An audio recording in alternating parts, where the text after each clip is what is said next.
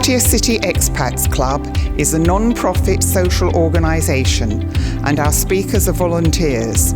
The club as such assumes no responsibility or liability for the professional reputation of or the quality of services provided by the speaker today.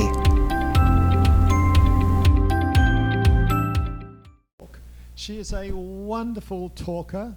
She has a wonderful YouTube channel when she goes into what she does and everything. We're very blessed. She's come in from Rayong today, yes.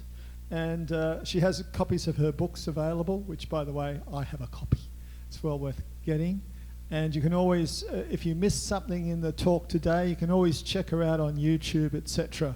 So I know, for instance, some of us bought the book, and I know, George, you tap every night. You're a night. I'm gonna start doing that. I do tap, and she's going to teach you how to tap, but tap into your healing potential.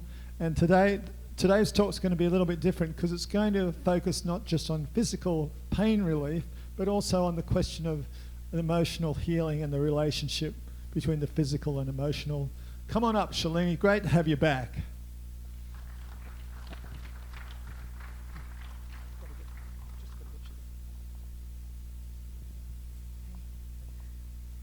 Thank you, Ren. Good morning, everyone. So I'm so excited to be back here for the second time. My first time was last year in June, around this time, when I had just launched my book. And the topic back then was, "Your pain is speaking, are you listening?" And the focus, like Ren said, was on chronic disease and chronic pain, how to heal that. But today I'm talking about the power of emotional healing and tapping into the power within. And I'd like to begin with a quote of a 13th century philosopher, scholar, poet. You may have heard of him, Rumi. And he says that the wound is where the light enters. And I love that quote. It's in my book, probably.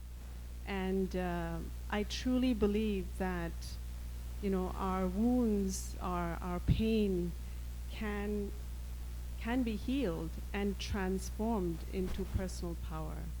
And you know, it's kind of like this alchemical process that magically transforms lead into gold.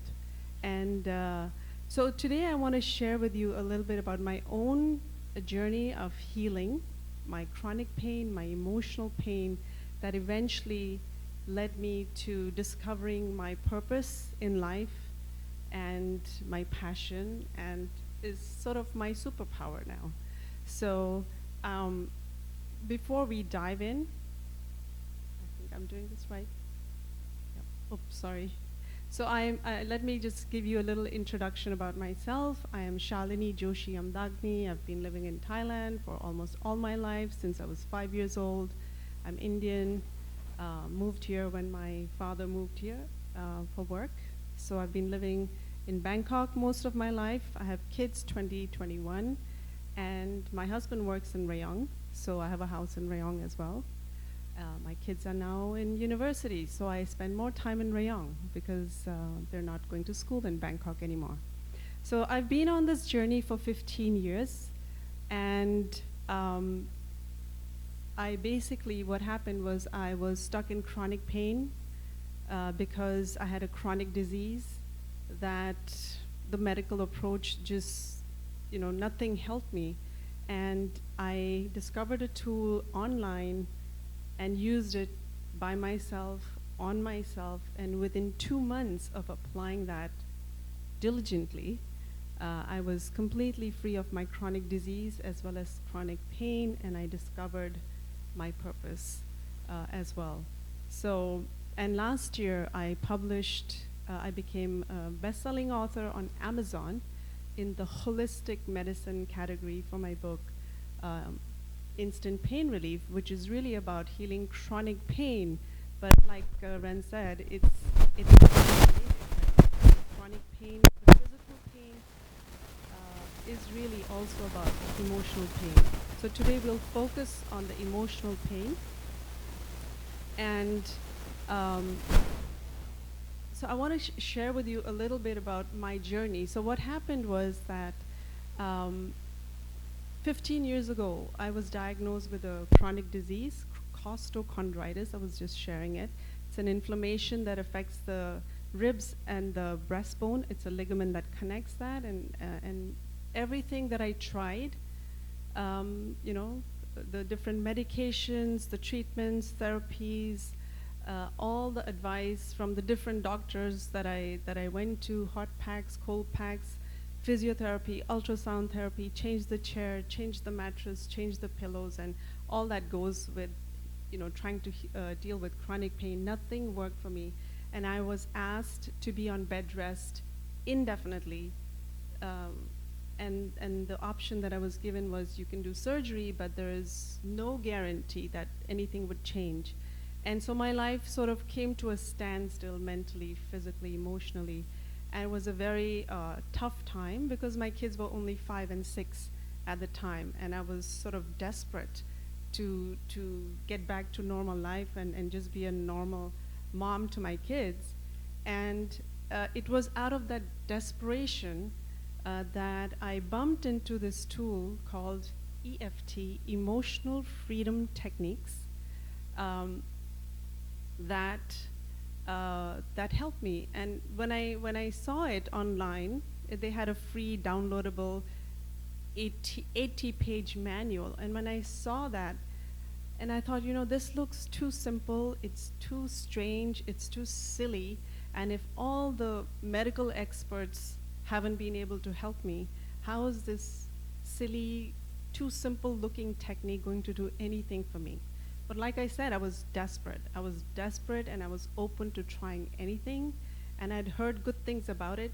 So I stayed open, and that night, as I tried this technique on myself, by myself, sitting on my bed with that 80-page manual, I noticed instant shifts in my pain levels. So my neck didn't feel so stiff, my back didn't feel so uptight, and I was shocked, astonished that this is even possible.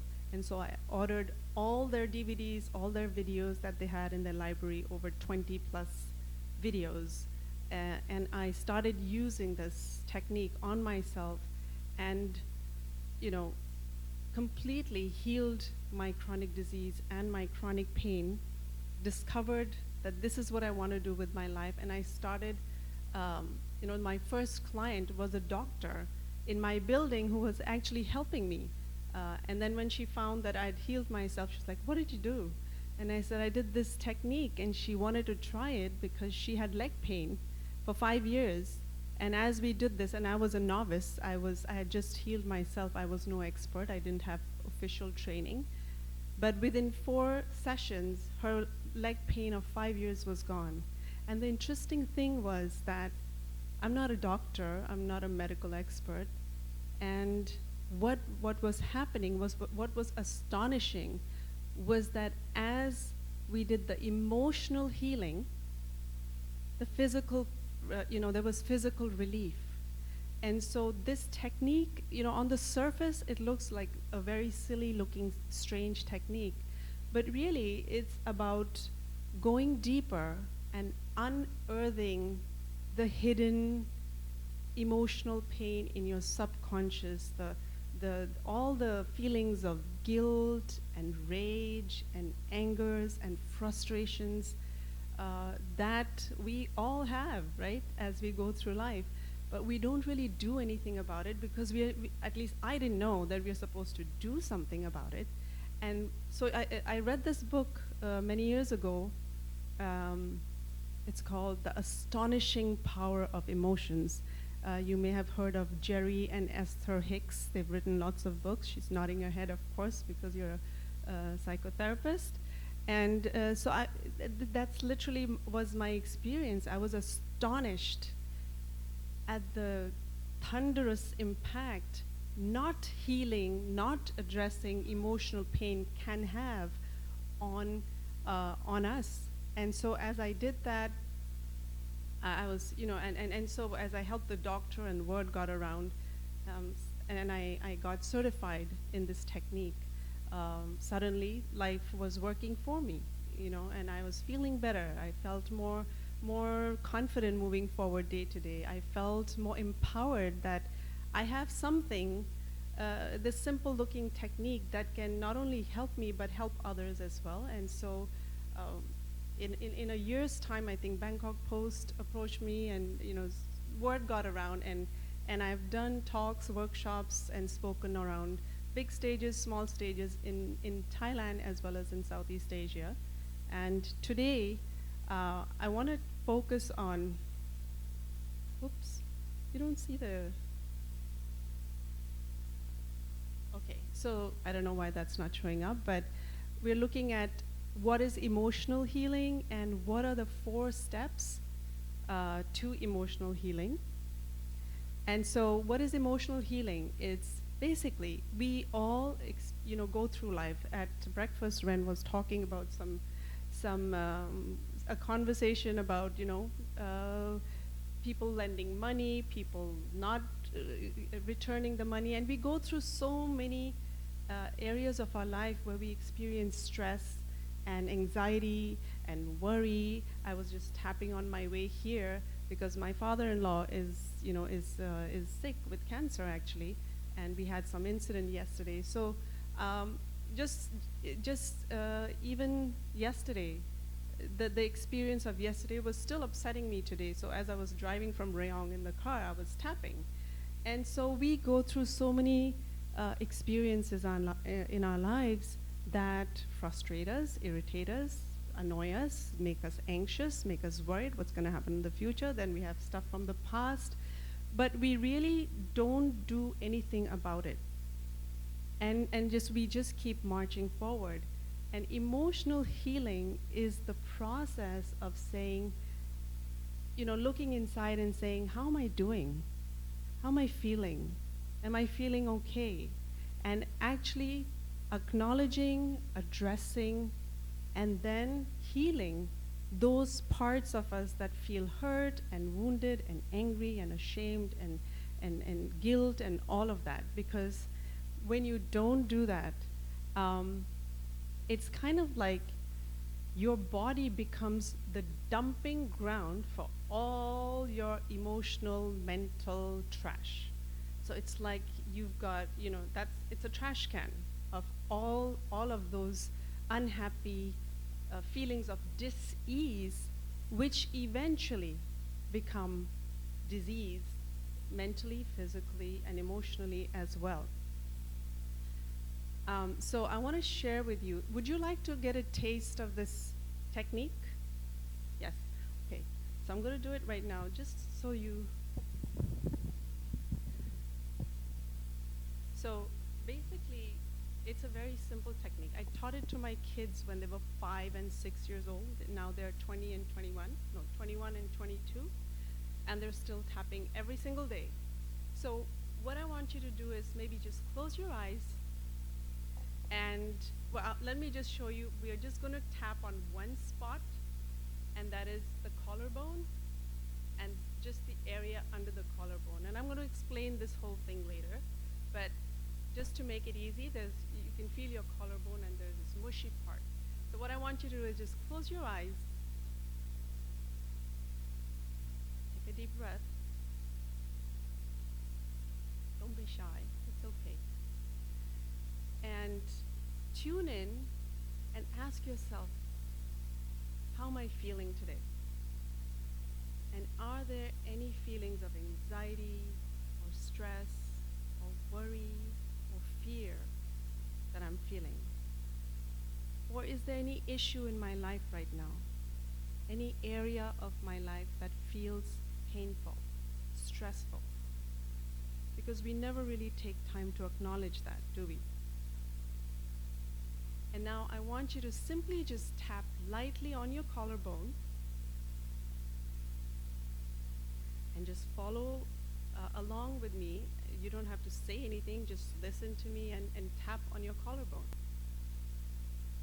And before you do that, just tune in and say how, on a scale of 0 to 10, how much of this anxiety or stress do I feel on a scale of 0 to 10? 10 is like, I'm so stressed about this. 0 is like, nothing.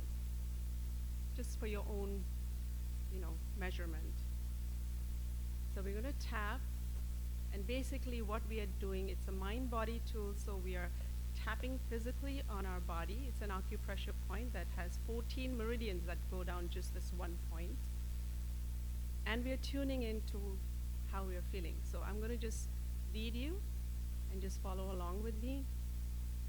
Even though I feel all this stress, I'm just going to acknowledge all these stressful feelings that I'm holding on to inside. Even though I feel all this hurt, anger, frustration, worry, I'm just going to acknowledge this is how I'm feeling. And I choose to remind myself I'm doing the best that I can. Even though I'm holding on to all these feelings of anger, worry, guilt, shame, sadness in my body. There's all this dis-ease within. I choose to be open to the possibility that I can release it and clear it and let it go. I don't need to store them. I choose to feel peace instead. I prefer peace in my heart, in my mind, in my body. And I choose to feel safe, letting go of all this dis-ease within. And just take a deep breath. And usually I like to tell people to just put your hands on your heart and just take a couple of deep breaths in and out as you anchor this feeling of peace and calm and ease and clarity.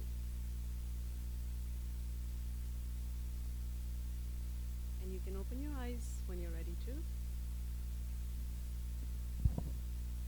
So I want to check in with you. How many of you feel a certain shift from whatever it is that you were feeling to what you're feeling right now? Does it feel more peaceful, more relaxed? Just raise your hand if you feel a shift. Okay, that's great. And you can see that within a couple of minutes, you went from, acknowledging what you're feeling and accessing that, and then releasing it and bringing your body, your nervous system, to a place of ease and calm and peace. And why is that important? Because when you're in a place of ease and calm, you think clearly, you make better decisions, you feel more relaxed, you can handle challenges with much more ease, and the less the dis-ease within, the more you do well physically as well. And so it's a simple technique, like I said, and you can do it anytime, anywhere, and experience instant shifts. And so let me lead you through the 4 steps, which we've already kind of just had a run through, to transform pain into power. And the first one is awareness. The second one is acknowledging. So we became aware, like, oh, I'm not feeling so good about this. I'm not feeling at ease about this issue. And usually we don't bother to take time to do that. We never do that physically, though. If we are, feeling sweaty, or if you're feeling like I'm not feeling fresh, you recognize that and you take a shower. But we never do that with our emotions, with our inner environment. And actually, it's equally important, if not more, to become aware that I'm not feeling good inside, and and I need to do something about it, not like push it away.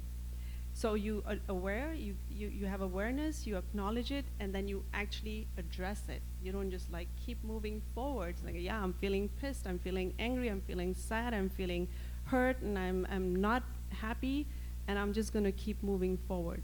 Because like I said, that's like, dumping all that trash into your system and saying, I don't care. And then allowing the healing. So you address it, and you can address it in a gazillion different ways. Breathing techniques, I don't know, there's hundreds of therapies out there. What works really well for me personally is tapping, because it's easy, I can do it anytime, anywhere. It's free of cost, all you need are your fingertips, and you can get instant relief. And then the last process is allowing the healing, and I'm going to explain that in a little bit.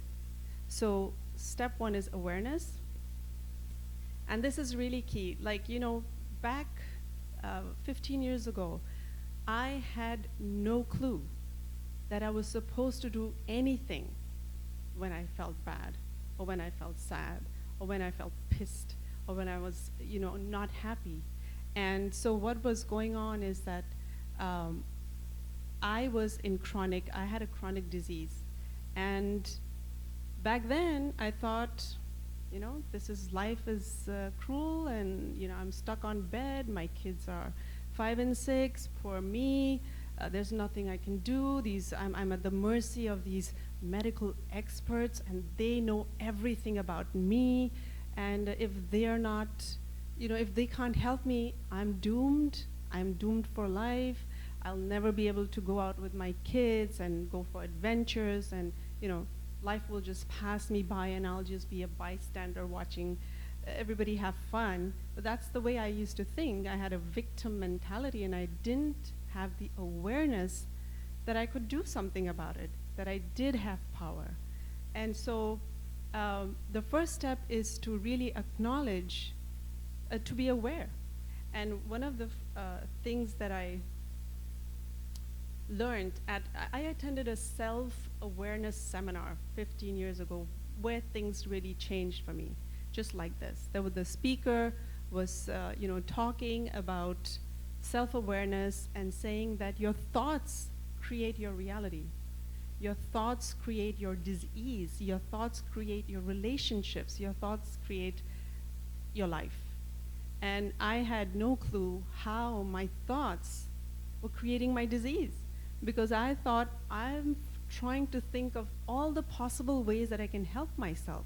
So how is it that my thoughts are creating my disease?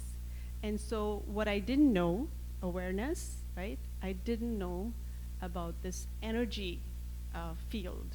I didn't know anything about, I knew that, when I'm feeling good, I feel happy energy, and when I'm not feeling so good, I feel low and I feel drained of energy. And that's something that everybody's aware of. But we really don't understand how our thoughts and how our emotions can create our reality, right? And so let's say, what I understood was that what I came to realize was that your thoughts have energy, and your emotions are basically energy in motion. So, for example, if you think, I hate this job, I really don't like being here, I'm so frustrated, I feel like I'm stagnating, these are thoughts, you're thinking, but they're not positive thoughts. They're thoughts that, they make you feel unhappy, they make you feel less. And even though that's the truth, but that thought has energy. And so it makes you feel frustrated, you feel angry, you feel upset, you feel, frustrated, you feel overwhelmed. And these are natural feelings, but they are heavy energy. So there is this whole spectrum, there's a graph here that says emotional spiral, but I like to call it the spectrum of emotional well-being. And all of us, experience a whole variety of these emotions as we move from day to day, right? And you know that when you're feeling one of those lower vibes, that you don't feel good. But what happens when you're feeling anger and sadness and worry and overwhelm day to day to day to day is that you're kind of hanging out in that low vibe. And so what happens is when you're feeling all those heavy emotions, which are energy in motion, there's, just imagine like a pipe that's clogged up, and then the emotions are constricted, the energy is constricted, it's restricted, and it's not flowing so well. But when you're feeling excited, when you're feeling happy, you're feeling gratitude, you're feeling appreciation, you're in a happy vibe, there is no constriction and restriction, and the energy is flowing well. We say, I'm in flow. You've heard that when athletes, you say he's in flow, that means he's doing well, he's experiencing well-being. And so I didn't know that, so my story was that I was stuck at a job that I absolutely began to hate. I felt suffocated, I felt angry, I felt like I wasn't growing anymore, but I didn't want to quit because my kids were young, and I wanted that job so that because it offered flexibility to work from home. So even though I hated everything about it, I stuck there because it offered me the flexibility to go home, pick my kids from school, go home, and work from home. And so as I experienced that every single day, the frustration and the anger, what I was doing was I was coming home, wanting to be with my kids and spend quality time, but really I was coming and venting at them. I was upset at the littlest things they would say, and I would say mean things to them. The whole story is in my book. The first half of my book is really about my own journey and all the things that I experienced. And then, I would feel so guilty at night, thinking like, whoa, you're such a monster. You're a monster mother. Look at what you're doing to your little kids. And my husband would say, why don't you just quit this job? You don't like it, just take a break. And I'm like, that would end up becoming a fight as well, because of like, well, our kids go to international schools, it's so expensive, how are we going to afford this? Where do you think the money is going to come from? And on. This cycle went where I went to the office, hated it, came home, fought with everybody, felt guilt, and it was a cycle. So if you look at the vibrational scale there, where my energy was hanging out was mostly under that line. That was my general vibe that time. And each one of us has a general energy signature, let's put it like that, a general vibe. Where are you hanging out on a day-to-day basis? What's your general vibe, right? Is it generally frustrated, generally complaining, generally looking at the problems, or are you generally okay, you're calm, and so what? The challenges come, and you find a way to deal with it. And we all know people who are complainers, and they suck the energy out of you. And we all know people who are, just fun to be around with. And so the thing is that this scale obviously keeps changing, right? Because back then, I just was in a very unhappy place. So I was going through stress, and I was going through, so that was the phase, and it can change. We can, so if you're going through some struggle or some challenge or relationship or divorce or health challenges, you might be at a different, vibe at that period, but then that can change.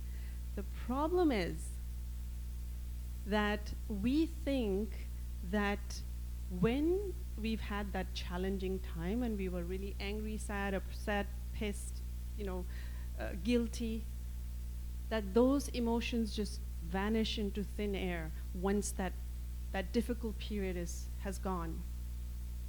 But that's not true. Unless you're consciously taking time to clean up that dis-ease inside, what happens is that when you feel all that stress, it gets stored in your cellular memory. it weighs you down, it depletes your immunity, and eventually causes physical disease and physical pain. And you know that because if I told you, think of that time when you had a really challenging time, right? And it's stored in your, you have the memory of it, it's in your cellular memory, and when you bring that up, you will notice that there is an emotional charge to that memory. You still feel the anger. You still feel, maybe not at the same intensity, but you still feel some of the resentment. You still remember what mom said. You still remember that nasty experience that you had, and it's in your system. It's stored there, and you're moving around day to day to day with all that dis-ease within. And so people say, Shalini, but you know, everybody's stressed. I mean, there are studies now showing, there was a study by Gallup, I was just reading about it in 2021 that said there's a rise in the unhappiness scale. It's hit, the study was talking about how there were a lot of records that were broken in 2021 where the oceans temperatures had hit rock high, and the carbon dioxide emissions were rock high. And also emotional pain, emotional negativity, unhappiness was at its rock high in 2021. And so we all, yes, there is stress, yes, there's frustration. The thing is to be aware that, you have to clear it, you have to address it. And if you don't, then you're moving around with all that trash inside. And it's eventually going to cause pain and disease, not right at that moment. So in my example, I had been feeling frustrated starting 2007 January, and I was diagnosed with this pain much later. So there was already this energetic dis-ease that had been happening every day. Now something happens 8 months later, you think, oh, this has nothing to do with that. This is like, oh, I just have this pain suddenly and something's going wrong with my body, and the doctor knows everything about me and he'll be able to tell me what's going on. And that's not true, because you live inside your body and you know what's going on in your life, and it's not rocket science really if you become a little bit more mindful, a little bit more aware that what's going on energetically inside of me is going to show up, physically as well. And so that was, that blew me when I first discovered that your thoughts, your emotions are creating. And I could see very clearly my life had been pretty miserable past so many months, and now I have this pain, which is interesting. It's in the heart chakra, right, the rib area. And I could see 2 + 2. I could relate what was going on with me. And so, okay, so you're aware of the pain, you acknowledge the pain, you say yes. So how do you do that on a day-to-day basis? You just check in with yourself, right? And you ask yourself, how am I doing in there today? We never do that.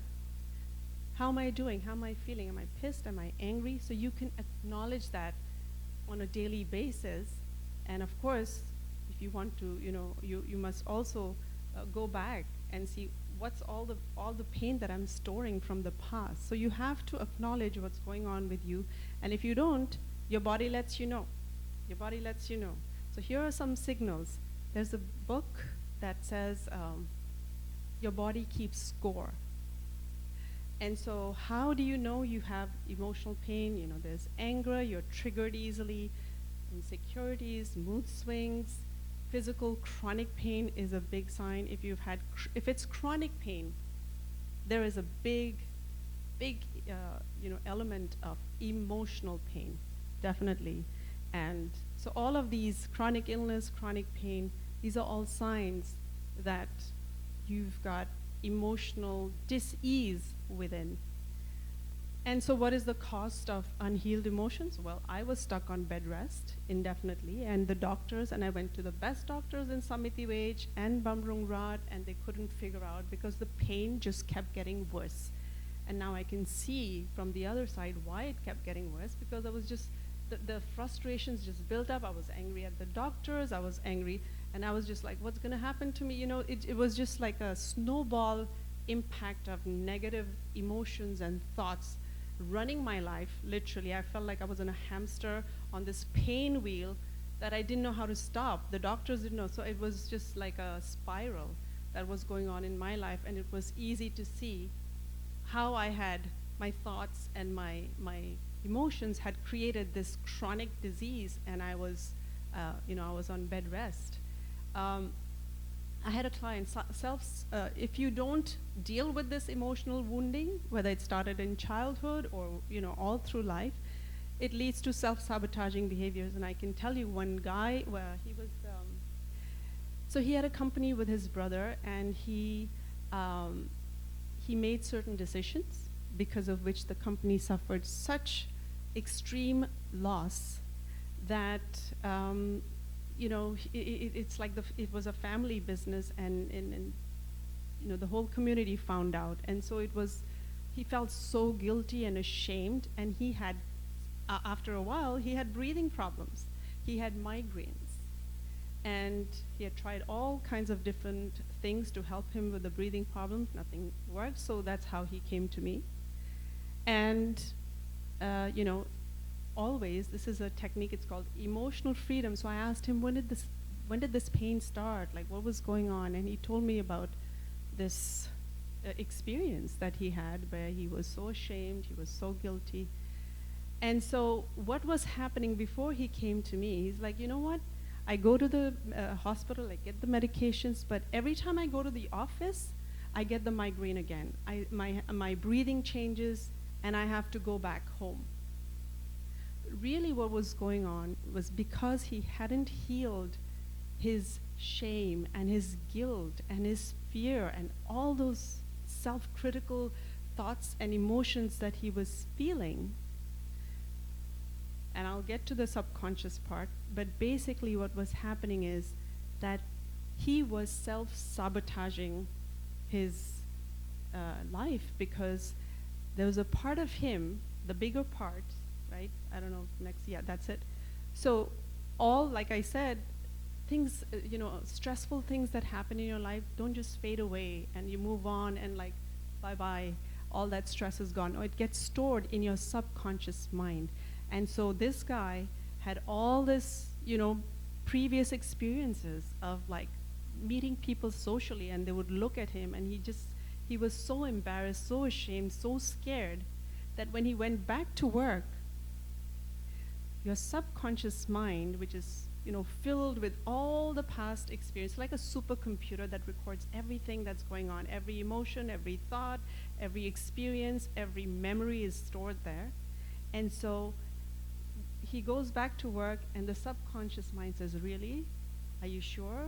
Are you going to make a decision again? What's going to happen? Remember what happened? Remember this? And so he starts having breathing problems so that he doesn't have to stay in the office. And his brother said, go ahead, go back, But it's kind of like a sabotage. And this can be in any area of your life. I work with hundreds of people right now where the back pain will come back, even though they've healed, because there is a self-sabotage going on. In my book, there is a specific chapter on clearing the sabotage, because we don't even know it's sabotage unless we are aware of this pattern. And so as I worked with this guy on all those feelings, he started to understand that, and he started to heal that and realize that just because I made a mistake, it doesn't mean, the rest of my life I'm going to make bad. And then we healed all those painful emotions as well, released them and cleared them.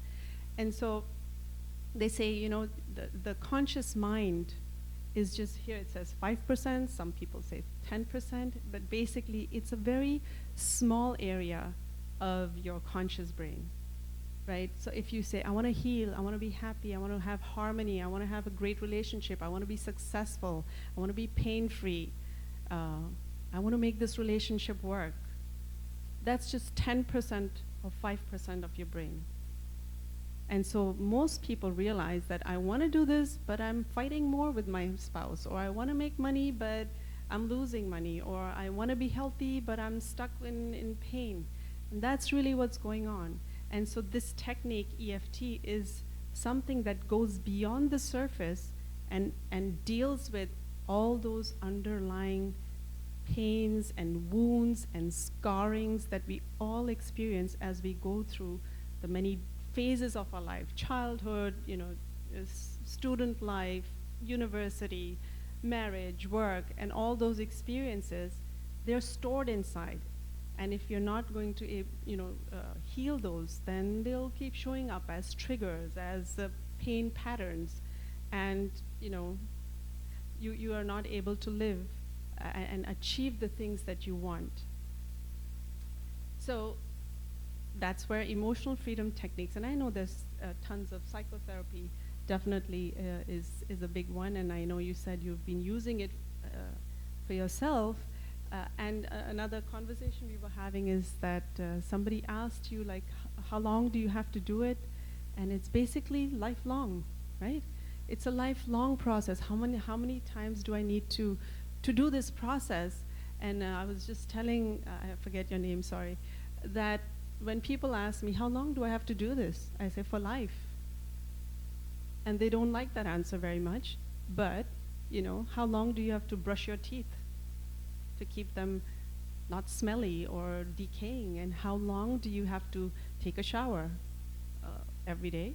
So it's basically, it's a cleaning tool. Emotional freedom techniques is like a daily brooming, clearing your inner environment of the emotional trash, the emotional stench, the emotional pain, so that you can keep that inner environment free of friction, free of dis-ease, so that you can have more ease and more flow and health and well-being in your life. And basically, it's a very simple process. And you were asking me, is this acupressure? Absolutely. So EFT stands for Emotional Freedom Techniques, and it's a combination of acupressure, but it's also, let's call it emotional acupressure. So if you, if you're doing acupressure on yourself, like he was saying, if you press the thumb area, then that's for migraines. And if you press some other area, it's for this. In tapping, what I really love about tapping is that whether you have anger, whether you have physical chronic pain, whether you are, you're stuck, you have triggers, something's triggering you, something's upsetting you, all you do is tune in, just like we did, and we just use one point, but there are basically very easy to access 9 points on the body. Actually, you could tap anywhere, like you're an energetic being, so there's energy flowing. And if you do the chakra system, then you could just tap on the different solar plexus or, But in this one, it's just easy to access 9 points on your face. I'm going to show it to you in a bit. And you tune in to what's going on with you. So it's like an emotional acupressure. So you tune in, because what are you doing in acupressure is basically, anybody done acupressure or acupuncture? Yeah, so basically what happens when you do acupuncture is the acupuncturist sticks needles on key points on your body, stimulates an electric current or physically stimulates a needle to clear the energetic blockages that are constricting your energy and creating dis-ease, right? But here we also ask, why is there dis-ease? Like, why are there all these blockages? And like I said, your thoughts, your emotions create energetic blockages. They're heavy feelings. They constrict you. You literally, if you know how you feel when you're angry, your heart starts pumping, your muscle tense up. So emotions cause physical constriction, restrictions that constrict the flow of energy. And so in acupuncture, you basically go to the acupuncturist and he sticks the needles and runs the current for about 30 seconds, something clears up, and off you go. But the thing is, I did 15 sessions of acupuncture, and it didn't do much for me. Because in acupressure, we're not thinking about what's upsetting us. What are those thoughts? What are those feelings? What is all this anxiety that's inside of us? And we experience that every day. So can't do acupuncture every day, but you can definitely use tapping right at your fingertips. Tune in because you know what's going on with you, and tap. So it's kind of like an emotional acupressure. And here again, you know, how your thoughts create your reality. So what you're doing when you're doing tapping is two things.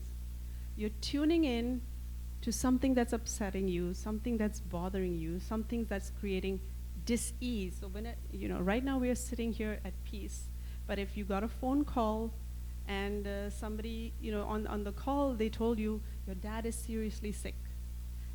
Just at that moment when you hear that, when that thought comes inside your system, you feel static. You feel like your heart's pumping. Suddenly there's a physical reaction, right? And you start feeling worry, and you start feeling doubt, and you start feeling, I don't know, anxiety. And so as you start tapping, thinking about that stress, it clears that dis-ease, it clears that static, that friction, and returns to flow, and it, you know, you come back to a place of more ease and more calm, and then you can actually, your brain, so, you know, we have this part of the brain that's called the amygdala, and back when we were cave people, it used to go on alert mode. It's called the fight-flight response. So every time you stepped out of the cave, right, you didn't know if you were going to survive or die because there could be an animal. So the reptilian brain was wonderful because it suddenly got, the alarm bells were you know, it's like we're at war, and you were ready to either fight the enemy or just flee with all your might. And that's great. It's great that we have that system that alerts us when we are, you know, when you're in danger. But now we don't have that kind of danger. We have a nasty email, a mean conversation, or worried about my kids in the US, where every day subway there's like some drama happening. You know, there's all this kind of things that trigger the amygdala, and it's on a fight-flight mode. The thing is, these days, back when we were cave people, when we went, you fought with the lion, or you fled, and then you were back, and the amygdala was, the alarm stopped. But nowadays, the alarm is sort of always on. It never goes off. We're stressed about this, we're stressed about that, we're stressed about 100 different things, and the amygdala is always turned on. And so there's always this static that's going on in our system. And so it's important to become aware of that and notice that this is creating dis-ease, and heal that. And you can do that simply by tuning into what's upsetting you and tapping. And as you do that, you return to a place of ease. And then you feel more relaxed in your body, in your mind, in your spirit. So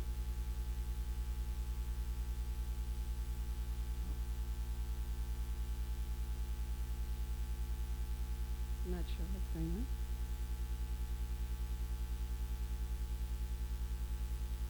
Okay, there we go. So this is just to give you an idea of, like, you have these energy meridians flowing through your body. This is a Chinese system of acupuncture, where you look at the body in terms of energy channels, let's say, flowing through your body. And whenever you have negative memories or thoughts or feelings, it disturbs your energy, jams like a traffic jam in your system, and it creates pain and disease. And so that's why it's really, really important, apart from all the things that you're doing, eating the right food and exercising, physically moving and journaling and whatever, it's also important to address the negative emotions that you're feeling, because it's the unaddressed, unacknowledged, unprocessed feelings, emotions that are energy in motion that block our energy. And sadly, it says the national science journals say that 80 to 90% of all diseases are stress related. And yet, if you go to a hospital, the doctor never ever asks you, what's bothering you? Is there a stress in your relationship? Are you stressed about your work? Nobody talks about stress at all. So it's our duty, to take charge of our own health and well-being and address these daily frustrations and emotions that we carry along like an invisible backpack, right? Right from when we were kids, we've had all kinds of things, and I call it my emotional backpack, and we don't even realize we are, carrying that, and then suddenly we find that we have this disease, and we just address it from a physical, structural standpoint, never addressing the emotions. But we are triune beings. We are mind, body, spirit. And so what's going on in your mind is affecting your body. You know that. If you just got pissed right now at something, you would start feeling this uneasiness, maybe even heat, maybe, So it's your mind, body, spirit. And nobody, when they are talking about their disease or their whatever they're going through, they don't look at that at all. And that is the biggest mistake in taking charge of your overall health and well-being. And so I just did a demo for you as we did that, but really there are very easy to access 9 key acupressure points that we use in tapping. And like Ren said, I have a YouTube channel that has over 270 YouTube videos on how to use tapping for frustration, for anger, for guilt, for all kinds of things. And basically, I can run through it. Basically, the first point is here at the karate. It's called the karate chop point. So very quickly, right here. That's the karate. That's where you do a karate chop. So that's point number 1. Right, very easy. Number 2 is eyebrow, and in EFT we call them eyebrow point, but it's really the kidney meridian, gallbladder meridian, so side of the eye. Under the eye is stomach meridian, right? Under the nose, chin. You can Google all these points and what they stand for energetically in the meridian system. And then the collarbone. I love the collarbone point because a bunch of meridians go down just this one point. And then we have under the arm.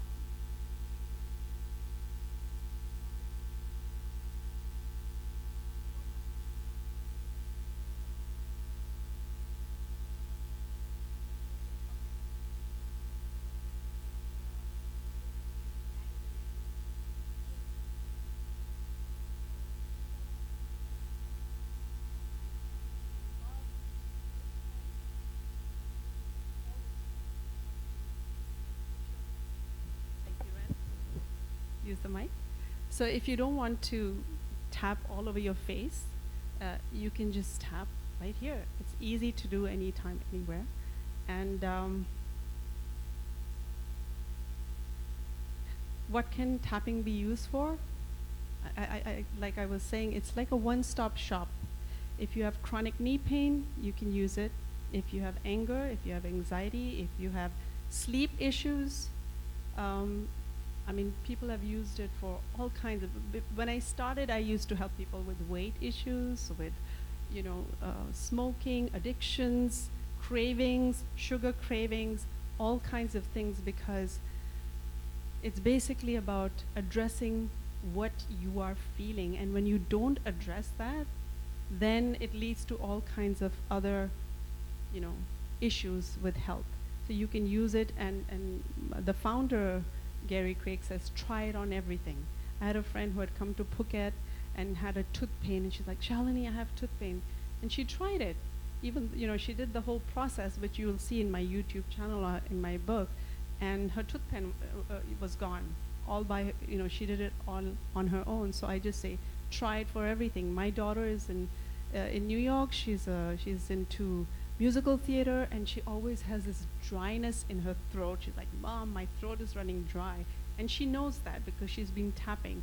Fear can do that. When you have to come up on stage and speak, butterflies in the stomach. So immediately when you know you have to be up on stage, you have this queasy feeling, and for her, it's the throat dryness. And so she taps about it, even though I have this fear of, like, my voice will crack or something. You know, she has all this inner, what do you call it, static going on, and when she's able to calm that, she feels better, and she can sing. So literally, you can try it on everything, and I have so many stories about how I use tapping with my kids to clear fear of, like, somebody's behind the curtain. Like, he used to have fears about not being able to sleep because the monsters and, you know, all kinds of things. So you can use it with kids, with the family, grandparents can use it, and literally you can try it on everything, because everything is energy. And when you're feeling some sort of dis-ease, you want to come to a place of ease. And so step 4 is allowing the healing. And basically what I want to say is that imagine a river, right, flowing down, and it's got all these bumps and it's splashing, but if you just take off the rocks that are causing the bumps, then it's a smooth flowing river. And so there's another quote by Rumi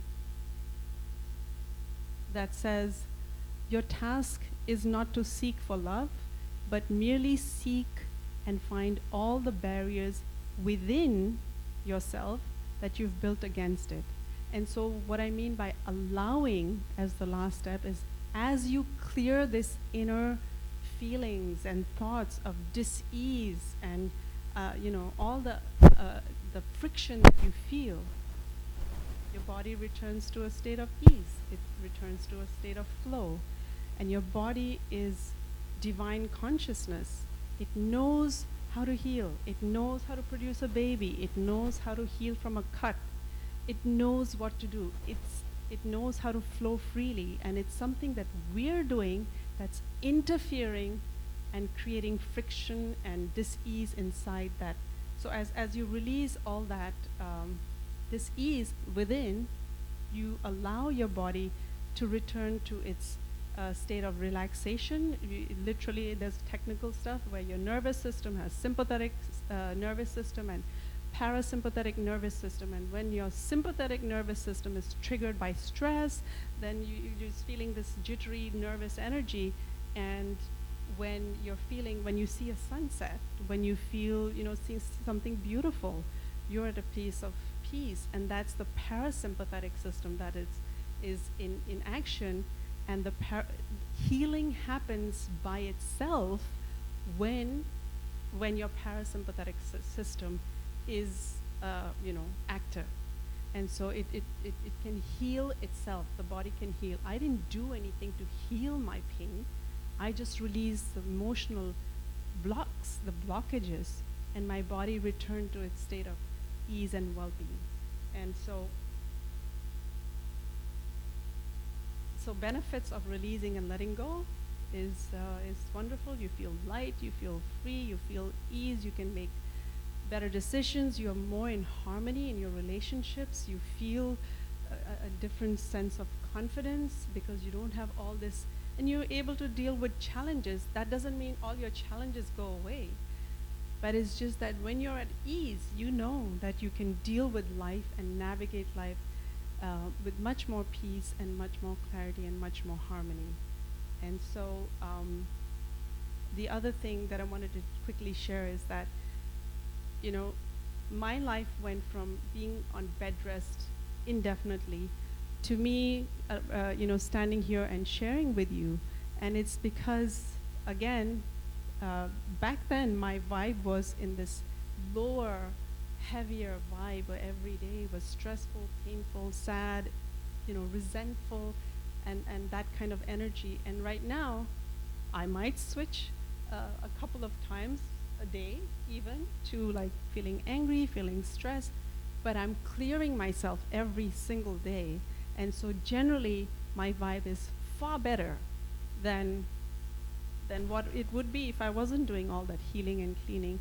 And life started really working for me. And, you know, I got opportunities, I got clients, and I had more harmony in my relationships. And so that's possible for you too. All you have to do is become aware and acknowledge, yes, I'm not feeling so good. And it's a simple tool. It's free. You can do it anytime, anywhere to heal those emotional wounds and come to a place of power. Because when you're in flow, then it's like the God force, life force, prana, shakti, whatever you want to call it, is flowing freely, and you have access to that infinite energy that, to live. And so I like to always remind myself that I'm not a human being, that's trying to be spiritual. I am a spiritual being, and I have, they say in all the religions, the kingdom of God is within, and Ram is within, and there is this inner power that you are. And it's because we go through all these different life experiences, and we go up and we go down the emotional, spectrum, and we collect all this dirt, this mental dirt, emotional dirt, physical dirt, and we get so covered in these layers and layers and layers of pain and stress and anxiety and worry and fear that we forget that we are powerful spiritual beings. And tapping is one technique that can help you clear those layers. And I share in my book how you can not only just do daily cleaning, but how you can clean your past. How you can go back and use this technique to clear up your past, so that that subconscious mind that's loaded with all the painful memories and experiences and all those scars can be healed. And like the lantern, you feel that inner glow, you feel that inner strength, you feel that inner power, and you feel like, yes, I can handle this, I can conquer this. And it's a very empowering and empowering tool that can help you take charge not only of your physical, mental, emotional well-being, but you can achieve your goals, you can achieve what you want, because now it's that inner light that's guiding you, that's always there, but we don't have access to it. So then you can tap into that inner power, intuition, whatever you want to call it, and lead your life. As you move forward, allow that light to guide you.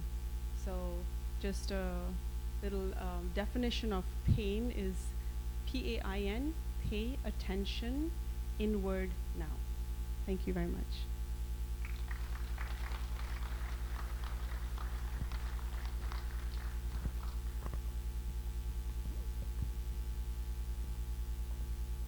I have a quick question. What's the name of your YouTube channel? It's just EFT with Shalini. Shalini Yeah. EFT. EFT. Any questions? Hello. Your talk last time, I bought your book, and having read it 3 times, I finally realised that all these emotions and anger were causing all this pain that I had, and gradually I've shelled that out, and it sort of brought through to me, part of my life was 3 lots of anger. Anger when I was 15, my father died. Anger when I was signed up for an apprenticeship I didn't want, and I got rid of that by joining the Royal Navy for 22 years, and the relief was phenomenal. And then anger again when medically I lost my career in the Royal Navy. I got injured, and 12 months I struggled. I didn't know what to do with myself.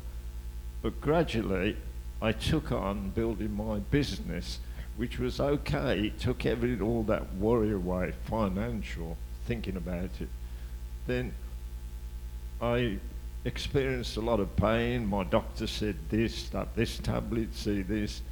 And the best thing I ever did was sell it. all that pain disappeared, the energy came back. And since then, reading your book, I've done a lot of tapping with pain that has materialised, not on my brain, thank you very much, George, and my chest. And it's usually after an emotional thing, probably with my wife. And I've gone to bed with it, and it's woke me up 3 o'clock in the morning. But your book, when I've referred to it again, it's exactly what you say.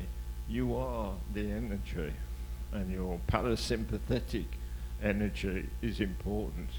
And it gets blocked, it gets stacked out. So I thank you for your book. Oh, thank you and so the much. best of luck. Thank you. Thank you for sharing that. And I can tell you, because you've spoken about anger and anger and anger. Anger, as you will, as I mentioned in my book, there are some key emotions that are so heavy and intense, and anger is one of them. Guilt, shame, anger, fear are some very common emotions that I've seen over and over and over again. Even in my own experience, I had a lot of anger at myself for being 38 and not being able to, being on bed rest and not knowing my purpose and not knowing what to do with my life. Yeah, that story there. But I had a lot of anger, and what I didn't share in this talk is that in 2018, I went through a lot of emotional pain.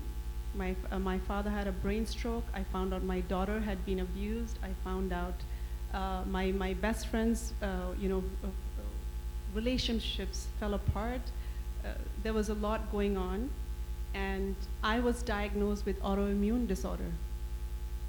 And I knew why, but it wasn't clients. It was so many heavy, painful experiences. I was not having anger. I had rage. I had feelings of I wanted to kill somebody because my daughter had gone through a really bad experience. And so what I was saying to myself every day was, just kill me now. Just kill me now. I would sit in my bathroom and cry and cry and cry as a mom.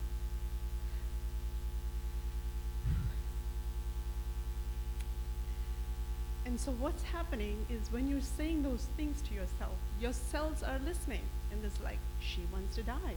Let's get to work. And literally, all that heaviness will impact you. And so I knew, and if you Google autoimmune disorders, they'll say, no cure. There's no cure for autoimmune. But I healed myself. And in 2018, my state was, I couldn't lift my hand like this. I couldn't hold my iPhone in my hand.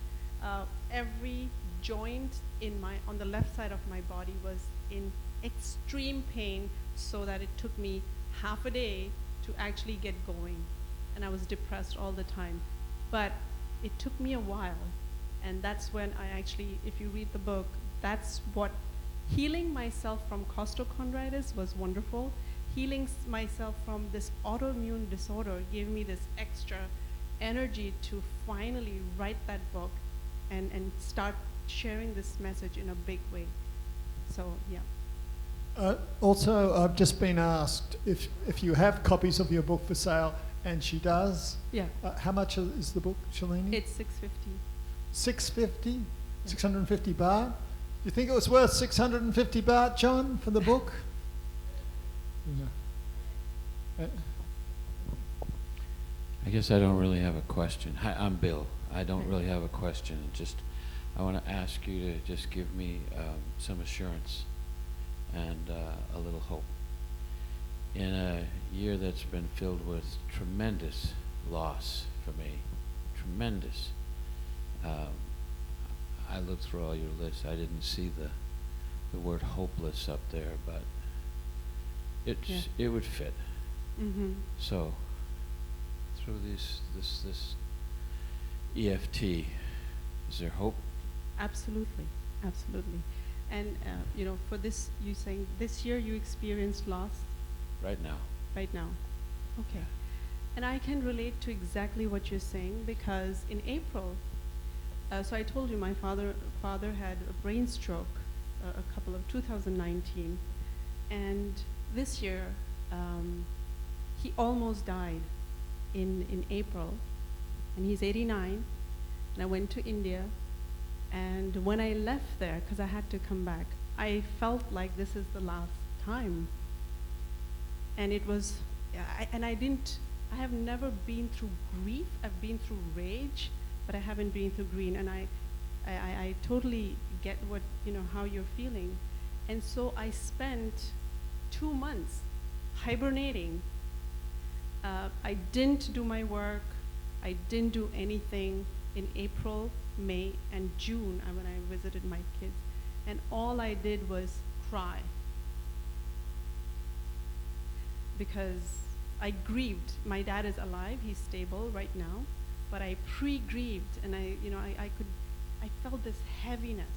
And all I did was sit and cry because I had left my dad, and I knew he's gonna go, and he also thought that this is our last time, and it's just, I never had experienced grief so deeply, and it was such a real experience that it really changed the trajectory of how I live today.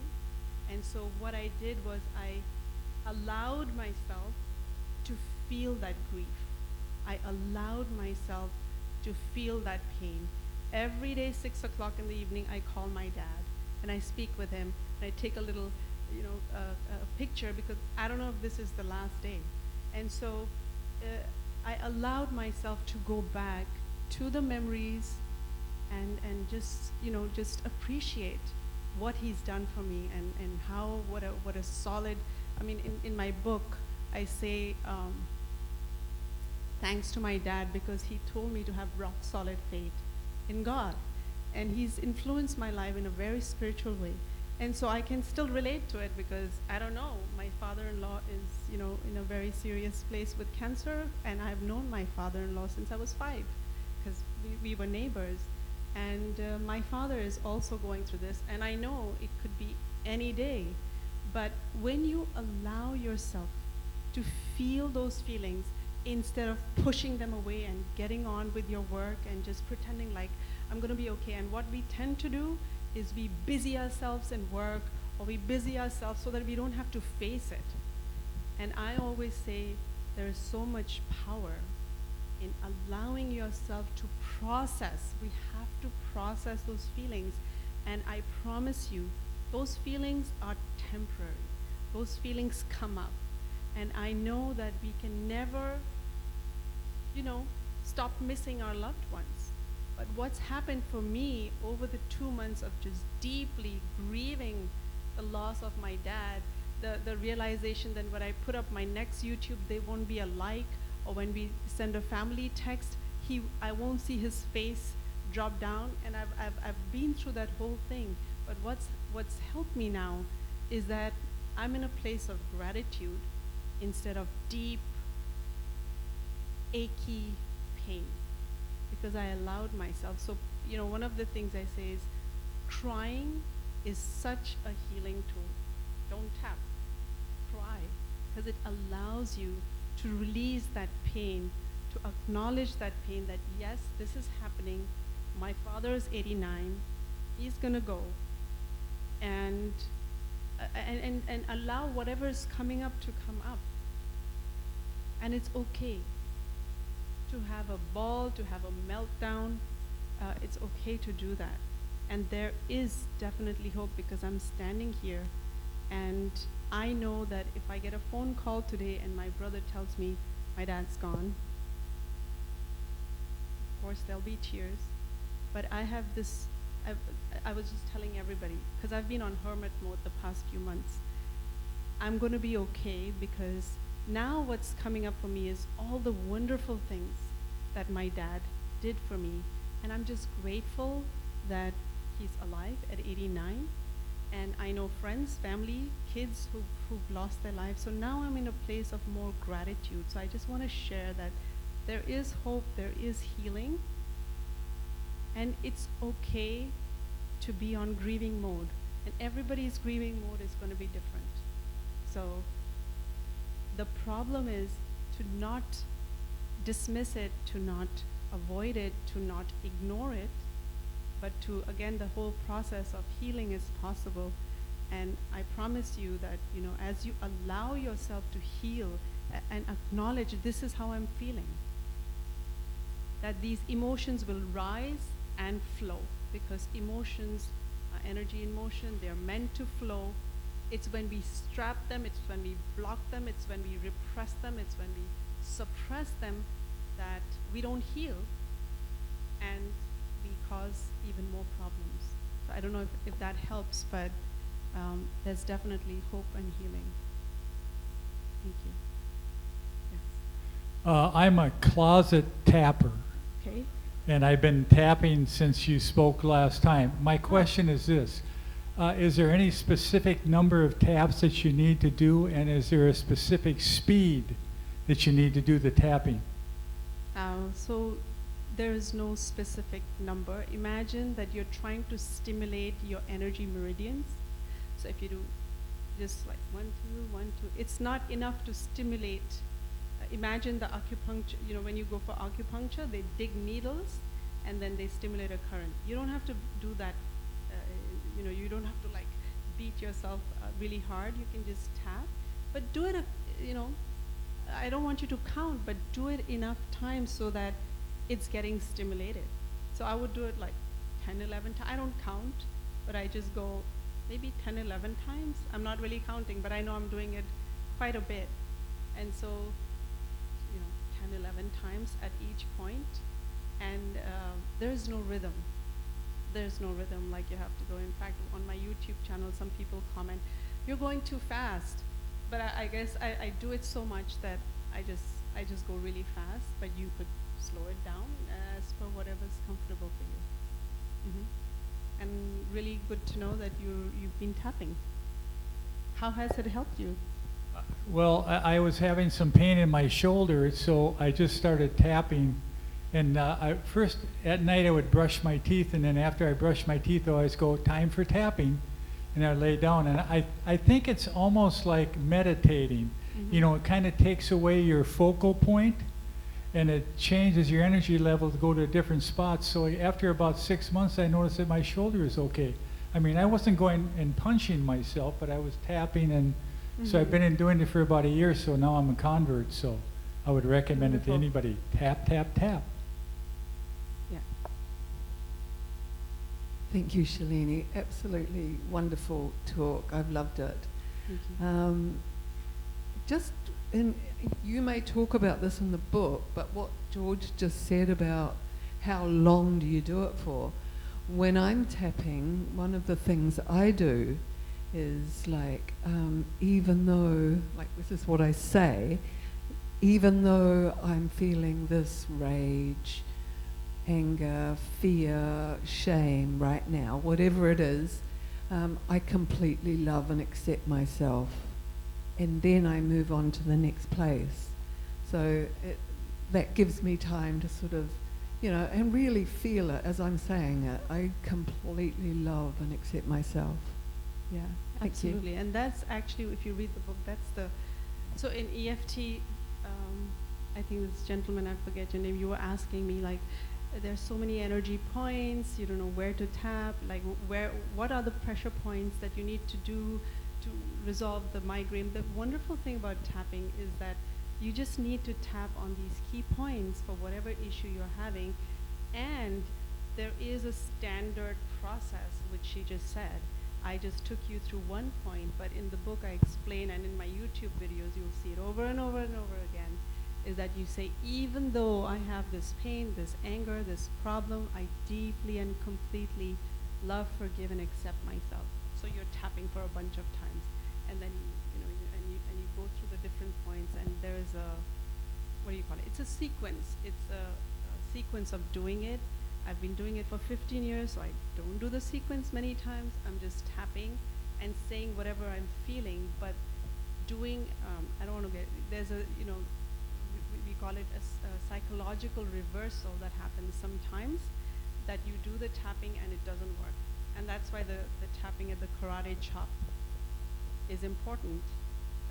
So that's why in the book I teach the whole process of doing with all the different points and all the different things you're supposed to to say, and there are actual scripts in the book to help with that.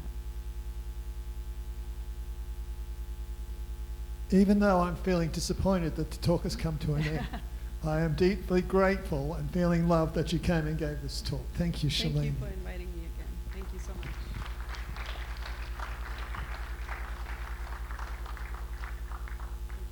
Even though, oh, don't go, Sally. Sally, come back. Wait. Even though I am feeling quite disappointed and not happy that we didn't manage to organise a certificate for you. That's fine. I have the old Yeah, one. you have the old one. What happened was there was a transfer. George and I were filling in the certificate things, and there was slight transfer thing where the person who took over hasn't got it for today. But better than a certificate, we had you, yes. I know you can tap away the disappointment. Meanwhile, I'm going to present you with a copy of the book, because then we can get this on the Pattaya Mail article.